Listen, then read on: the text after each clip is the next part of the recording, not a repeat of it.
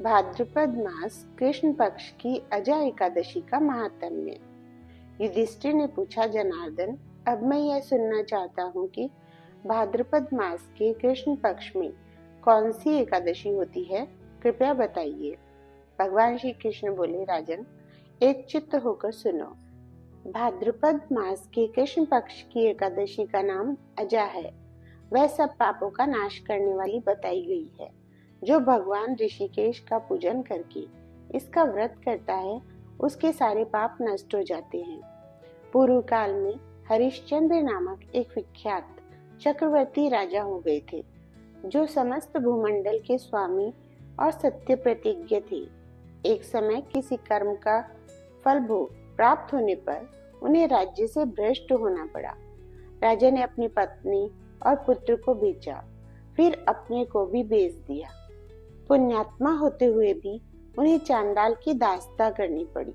वे मुर्दों का कफन लिया करते थे।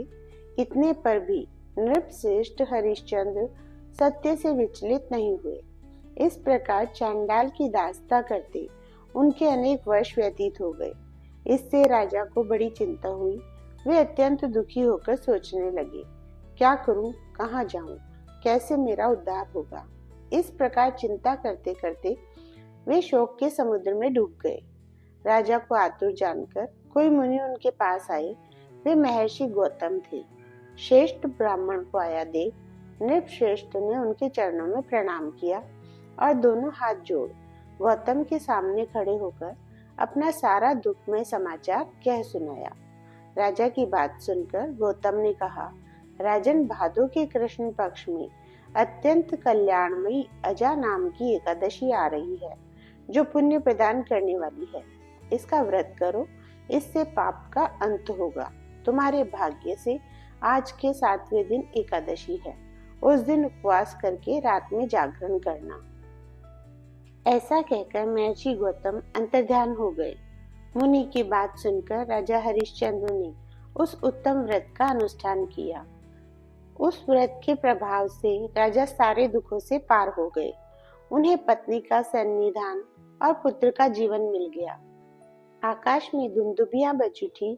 देवलोक से फूलों की वर्षा होने लगी। एकादशी के प्रभाव से राजा ने अकंटक राज्य प्राप्त किया और अंत में वे पुरजन तथा परिजनों के साथ स्वर्गलोक को प्राप्त हो गए।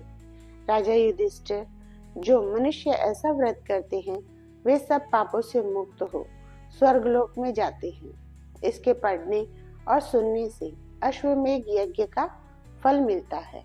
जय श्री राधे राधे।